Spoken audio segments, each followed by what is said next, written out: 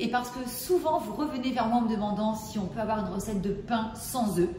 Je crois que j'ai réussi à vous faire quelque chose de plutôt sympa, un pain sans œufs, sans gluten, un pain avec un index glycémique faible. Vous allez voir qu'on va utiliser des farines et des poudres d'amandes, des poudres de coco, des petites graines mais pas trop pour que ça reste avant tout digeste aussi.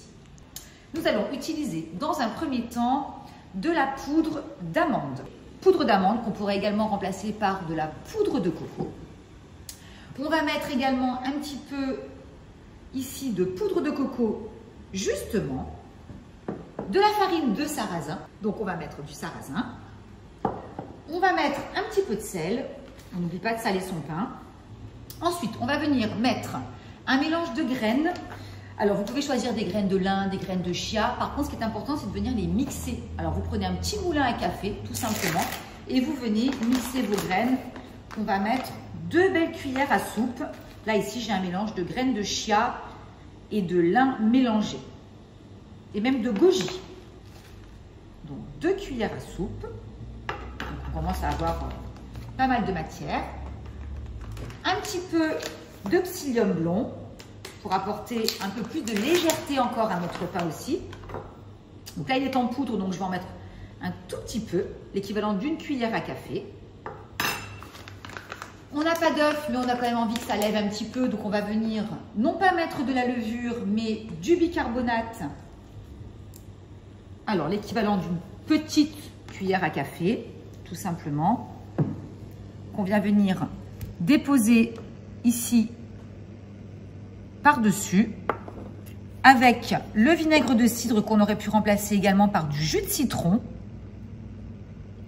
Et on vient le déposer délicatement ici et on voit tout de suite la petite réaction chimique. Et cet effet va remplacer la levure chimique justement et permettre à notre pain de lever. On va mélanger tout ça dans un premier temps. On va ajouter encore un peu de bon gras. Donc là, on va utiliser de l'huile d'olive. Vous pourriez également ajouter un petit peu d'huile de coco pour les personnes qui préfèrent utiliser de l'huile de coco. Alors, de l'huile d'olive, moi, elle est ici. On va mettre 3 cuillères à soupe.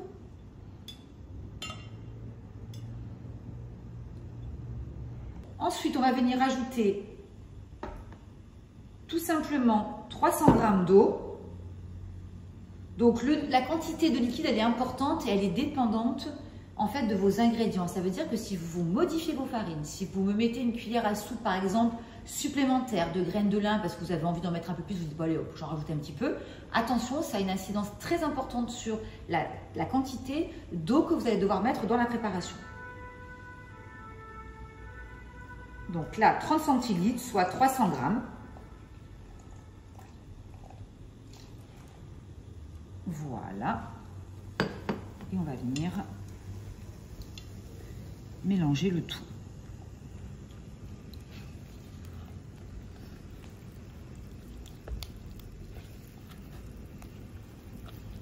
On va laisser gonfler.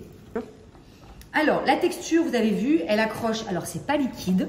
Elle accroche à la cuillère. Ça tient bien parce qu'on a l'effet du psyllium. On a l'effet également des graines de lin. Qui forcément ont fait cette espèce de mucillage qui fait que la préparation se tient complètement.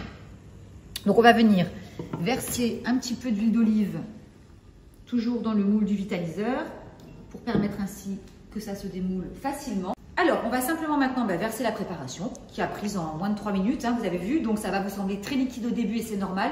Ne venez pas rajouter de farine en me disant oh, mon Dieu j'en ai pas mis assez. Non, le psyllium va venir gonfler rapidement. On verse dans son moule.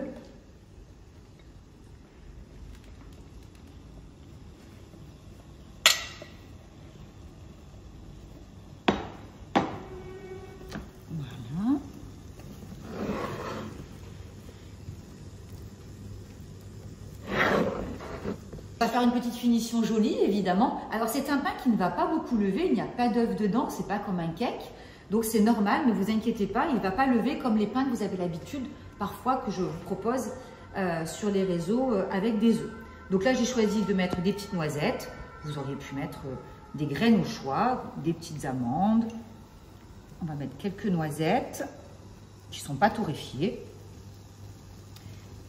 Et des petites graines de lin.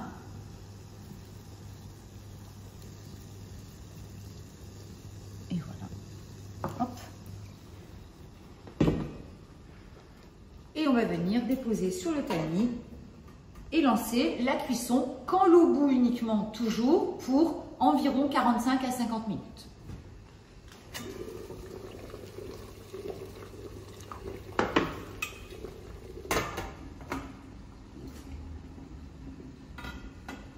Et voilà. On y va? Eh bien, c'est pas mal du tout. Alors, on voit qu'il s'est un petit peu craqué sur le dessus, donc ça, c'est plutôt pas mal. Souvent, vous me demandez si c'est normal. Oui. Il n'a pas beaucoup levé, comme je vous expliquais, par rapport à des pains avec des œufs, mais c'est normal aussi. Il est cuit, on va le laisser sécher et on le coupera d'ici une trentaine de minutes. Alors, notre pain a refroidi, donc il n'a pas beaucoup levé, je vous rappelle, c'est normal. On n'est pas sur un pain comme un cake qui est gonflé parce que dedans, il n'y a pas d'œufs. On va enlever, déclipser les côtés. Normalement, il doit glisser tout seul, tout à fait. Il glisse tout seul. Voilà, on va essayer de le soulever par-dessus. Voilà, donc là, on l'a sorti du vitaliseur il n'y a pas longtemps, il y a quelques minutes. Il n'est pas très levé, mais il est super joli. La texture est belle. On va couper des petites tranches. Et moi, ce que je vous conseille, c'est de le couper en tranches. Vous congelez votre pain entier en tranches et vous les passez au fur et à mesure que vous souhaitez les manger au grille-pain. En plus, les petites graines qui sont dessus, elles vont torréfier, ça va être super bon. Vous avez une odeur absolument magique dans la cuisine et ça vous permet d'avoir du pain frais tous les jours. Voilà. Alors, on va couper. Voilà.